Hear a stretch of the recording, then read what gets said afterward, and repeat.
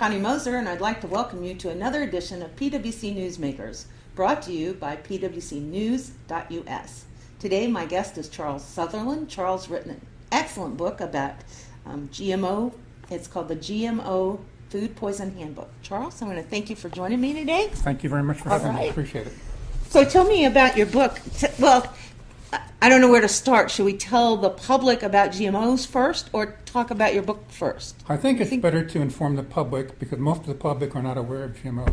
Okay. Enough. So, GMOs stand for genetically modified organisms. Mm-hmm.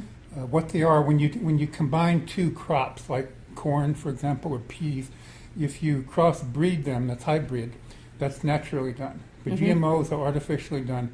They put chemicals inside of the crops in order to accomplish a number of things. The first thing what happened, the reason why GMOs were created is Monsanto, who is known for chemicals, PCPs and Agent Orange and all the big chemicals. Right. They created a process called glyphosate toxins. Roundup. Glyphosate is put in Roundup. Mm-hmm. And they sold it to the farmers. And they made a fortune selling this to the farmers. Because the Roundup and the glyphosate killed the weeds. Mm-hmm. What they did not anticipate is it was so powerful it also killed the crops. So they had to create something to stop the glyphosate Roundup from killing the crops. So they mm-hmm. experimented in the laboratory and they developed a process in which they could inject certain things into the crops so that the crops could absorb this glyphosate poison and not die. And that became the first genetically modified organisms. They take what they do when they make these things. They take small pieces of tungsten and gold, and they surround them with the DNA from glyphosate, and they shoot them into the seeds. Mm-hmm. And so they blast the seeds with these things, and they insert these chemicals into the seeds. Now, of course, when you insert the chemical into the seeds, a couple of things happen. You're forcing something else out of the seeds. Sure. And they don't know what is coming out of the seeds because there's no way to monitor that. You also disturb whatever is inside of the seeds because all seeds and all humans and all animals are programmed to evolve and survive. Mm-hmm. Therefore, when a seed is attacked by a foreign object, it mm-hmm. develops its own toxin to repel the foreign object. Therefore, the seeds themselves are developing certain types of toxins, and all these toxins go into the food supply, which of course we eat. So bread is a good example of that, right? Wheat. Wheat is the major one is corn, uh-huh. because 85% of all the corn made in the U.S. is made out of GMO toxin. But among the interesting things, is that glyphosate, the poison glyphosate, is not the only poison in these crops. In order to stop the pests, the little bugs from eating the crops, right. What they do is they also insert a bacterium called Bacillus thuringiensis inside of the crop. Bacillus thuringiensis is called BT. Mm-hmm. It's a bacteria from the soil which kills other soil bacteria. So they put these soil bacteria into the seeds so that when the insects bite the seed, the insect's stomach explodes and they die. So all these soil bacteria which are put into the seeds also go into the crops, so we are also eating them. And among the interesting things about these soil bacteria is they continue to survive in our intestines after we've eaten. So they're growing and multiplying right inside of our intestines. And so the most dangerous part of this, apart from human beings, is when pregnant mothers eat these things, they mm-hmm. get into the fetal cords and into the embryo of the kids. So the kids are born with these toxins in their blood. And those are essentially genetically modified organisms. They call them genetically modified organisms because they combine the organism of the crop with the chemical. And some people, like myself, sarcastically say GMO stand for God move over because Monsanto was here.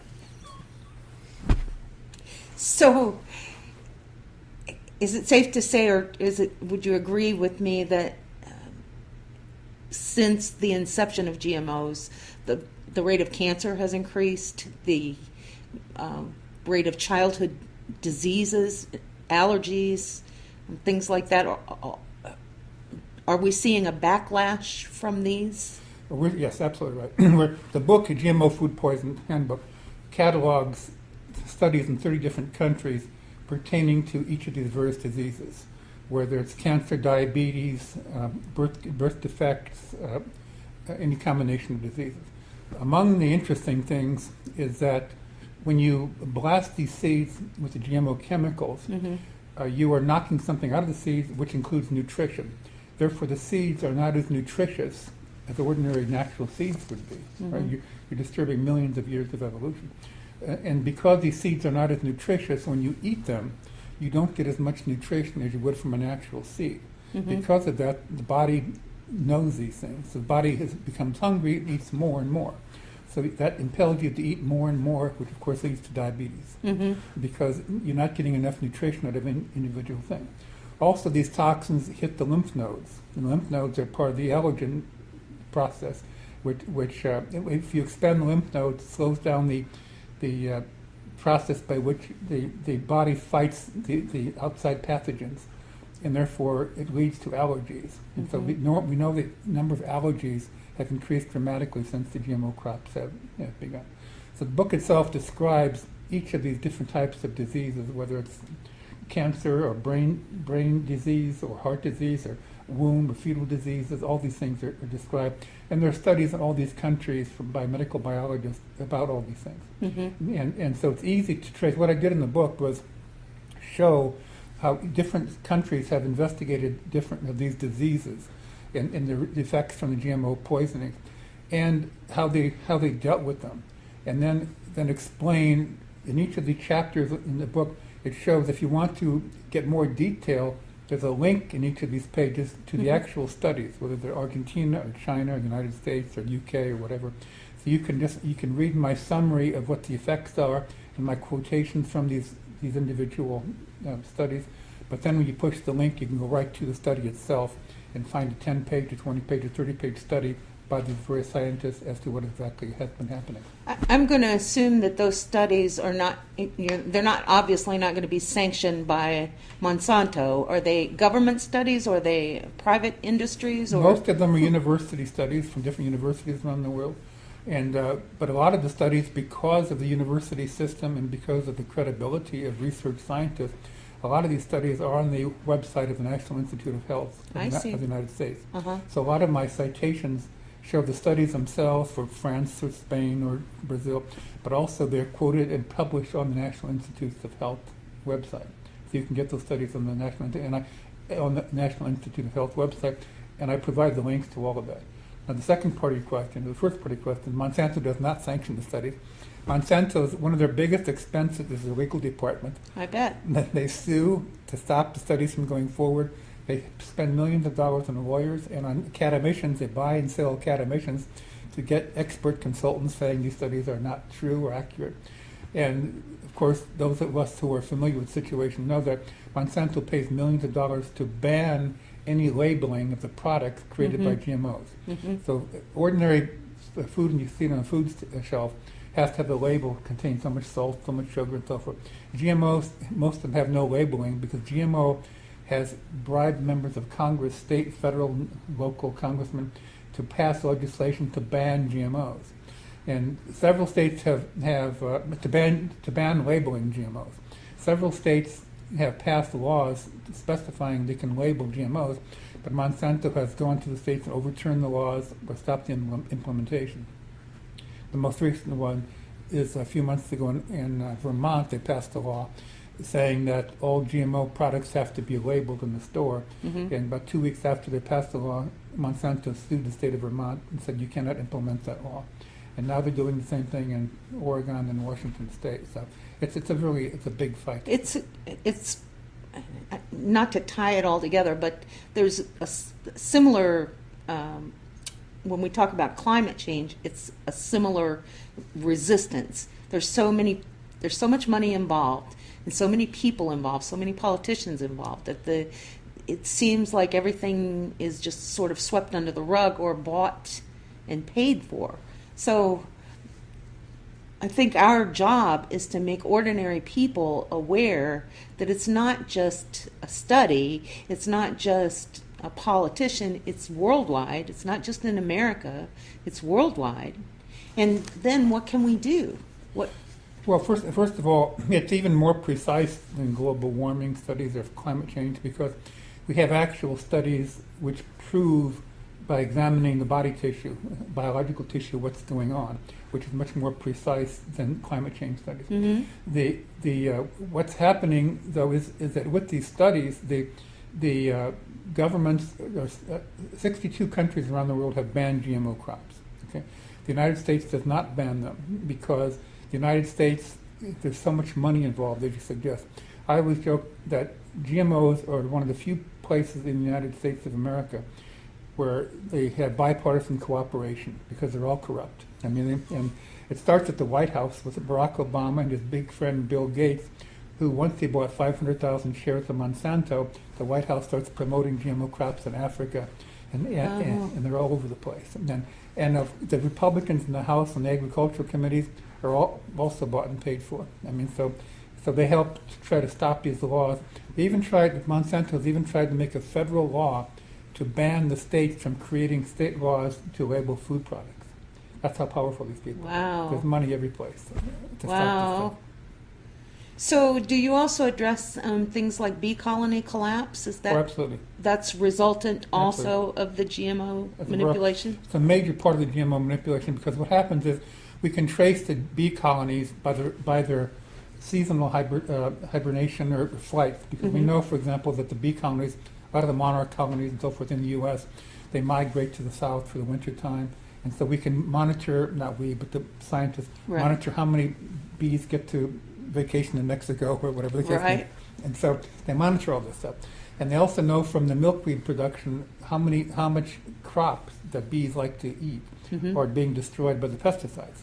And they're destroyed enormously. It's a huge problem with the bee population because of the GMO crops, the amount of pesticide usage increases every year.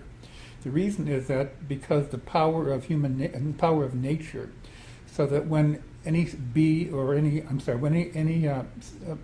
plant or any animal sees toxins coming down the road and experiences death by toxins or malfunction, they develop a resistance to it. As a consequence, the pests in the ground that eat crops and also the weeds all becoming super pests and super weeds because they're evolving into being able to fight these toxins and these pesticides. Therefore, the number of pesticides and the quantity and the variety increases every year. And anyone who's associated with that whole process of agriculture, including the bees, gets destroyed because they're destroying the soil bacteria, they're destroying the bacteria around the plants themselves, and they're destroying the crops. And so animals that consume those, I'm thinking of like beef cows and pigs and chickens that consume those, not only are they consuming GMO tainted foods, then they are also, the animals themselves are manipulated with hormones. So you're getting like a double whammy from when you ingest meat, you're getting a whole plethora of... Exactly. You're getting hit twice. Yeah. Because the animals are eating the crops, and 80% of the cotton in the U.S. is GMO. And people don't think of cotton as food, but cottonseed oil is a food product, and the animals eat the cotton, right? So not the balls of cotton, but the cotton. Right. And so the animals eat these GMOs. In addition, there's what's called recombinant bovine growth hormone, RBG, bovine growth hormone, BGH. Bovine growth hormone is a chemical injection into the cows to make them increase their production of milk. So that increases the milk by about 20% per yield, but it gives cancer to the cows. And so we know from the metastasis and the cancer in the cows that a lot of this is getting into the milk product itself. Oh my gosh. That's why when you look in the store, you have to make sure you buy milk which is non-GMO, non-bovine growth, no BGH in the cow, because other milk has pus, mucus, and cancer from the cow in the milk itself because of the chemicals they're putting in it. I mean, it's pathetic. And a lot of mothers think they can get around it by drinking soy milk, but 90% of the soy in the U.S. is GMO soy. The soy milk is worse than the regular milk, for babies in particular. We're really just killing ourselves. This is like a science fiction movie. I know. I mean, it's bizarre. It's hard. When I was doing research in the book, I got depressed and I had to walk around because it's like a science fiction movie. So if you as an individual try to combat this by, say, planting your own crops and raising your own food, how do you go about getting seeds that are not contaminated or livestock that's not been contaminated so that you could do that? Well, you can go on the website and you see organic food organic farmers all over the United States, organic farmers and sustainable agriculture farmers. Mm-hmm. So-called natural farming is a misleading term by the food industry to make it look like you're getting natural crops. So if you say natural, that's nonsense. Okay. It's natural poison usually. but organic is a special thing. But among the interesting thing is you have to go through a process to say you're organic, but you don't have to go through any process if you have a GMO poison in your crops. So the government makes it more difficult to display the fact that you're natural and organic than it does to say you're poisonous. But in any case, to get to the good food, you go to the website, you look for sustainable agriculture or organic farms, and you'll see them. They're all over the place.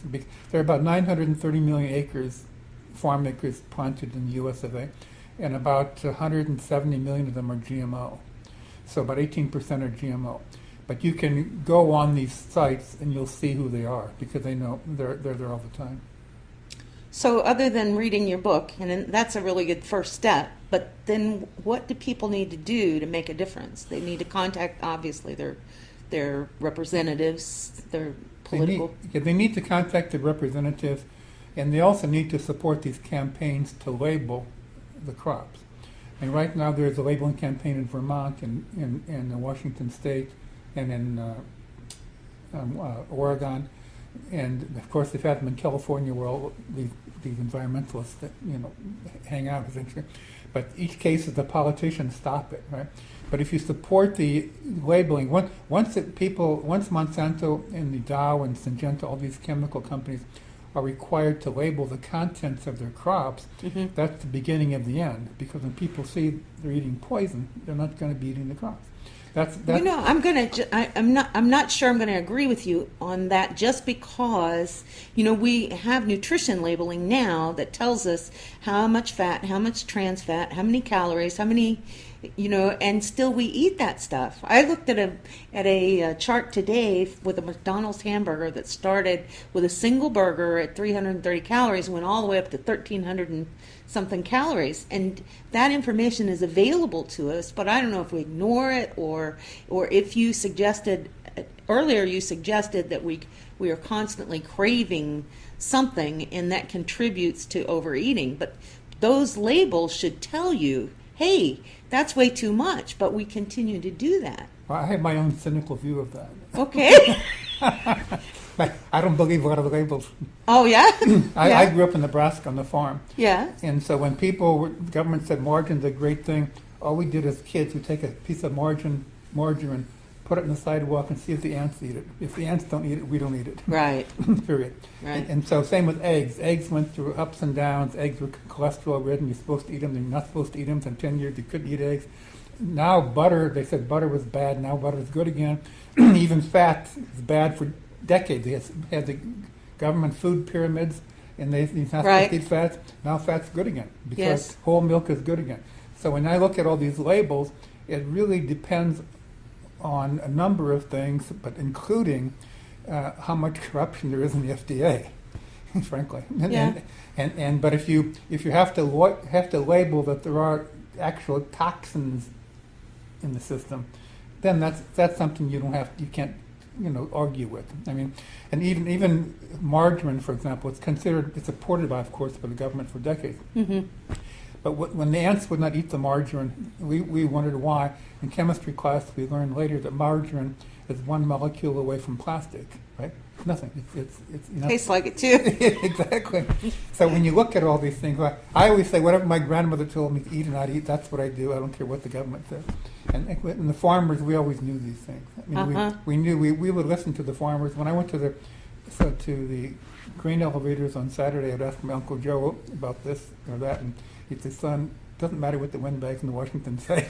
I wish it would rain. I wish this would happen." Yeah. And that's basically how it works. Yeah. So I have my own skepticism regarding labeling, because the FDA is so corrupt. For example, President Obama appointed a man named Michael Taylor he created a position for food safety at the FDA for a guy named Michael Taylor.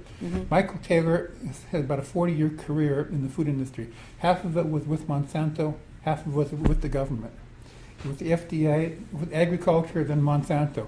FDA, then Monsanto, and back in the FDA, and he is in charge of our food. He's one of the most corrupt people in the FDA. Oh, my gosh. It's a joke. It's a joke. Oh. So you can't believe, even when you read the label. I tell my sons, no matter what you read, check it out. Even any particular sentence, check it out.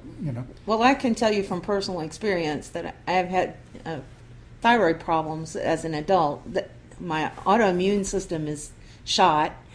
I have been unable to, I can lose weight, but I cannot keep it off. It comes right back. And I've gone through, I know everything I read. I mean, I don't just consume wildly, but whatever I'm eating is not burning up like calories do. Sure. It's just clinging or... We have to be careful what you eat. Of course, you have to do exercise. And one of the things that GMOs people don't know about is ethanol, the gasoline. Stanford University has now done studies that ethanol is more poisonous and toxic than gasoline. Swell. Because it has all these toxins from the GMO corn in it. And all these toxins, unlike gasoline, which came out of the ground as a petrol fuel, and gets dissipated in the air because it's part of the whole system, right? The environmental system. The toxins in the GMO crops are chemically created, so they don't disappear so easily in the air. And so the toxins from ethanol are far more poisonous than the gasoline. And that Stanford University did a several-year study on that, and they came out with it a couple of years ago. Most people don't know that. Wow. I mean, so there's a whole combination of things. But on the general health, I mean, I'm in the martial arts, so I stay healthy because I'm in the karate and tai chi. So every day I do half an hour of this stuff, But also, once you do regular good exercises, your body tells you what you should eat, what you should not eat. Same way when you grew up on a farm. Your body tells you when you're not eating something good. We ate bacon and coffee. I've been drinking coffee since I was 5 years old. Now they say, 2 years ago, they said coffee is a good antitoxin. That's good for you now. So you're supposed to have 2 cups of coffee a day when you're an adult. We knew that when I was years ago when I was a kid. Yeah. Sometimes I do think things seem to come full circle, and I definitely agree with you. There's a lot of manipulation going on, whether that is from the government or whatever industry is making profits, like the banking industry. Oh, sure. When we've all become convinced that we must buy a home and we must go in debt and we must pay 3 times what the value of a home. So this makes perfect sense to me. I hate to say that the entire nation is, all big business is corrupt, but that's what it feels like. Well, there's so much corruption. I mean, one of my big peeves is education, because once the federal government created federal student loans, all the professors raised their salaries, and all the professors started a campaign saying everyone deserves a college education, even though we know, right? Even though they don't need a college education. And those young people are in debt for forever. Forever, yeah. Absolutely. Most people should not go to college. When I was a kid, after church on Sunday, the most intelligent people were the electricians and the plumbers, and they weren't. I mean, most people shouldn't go to college. But, I love talking to you.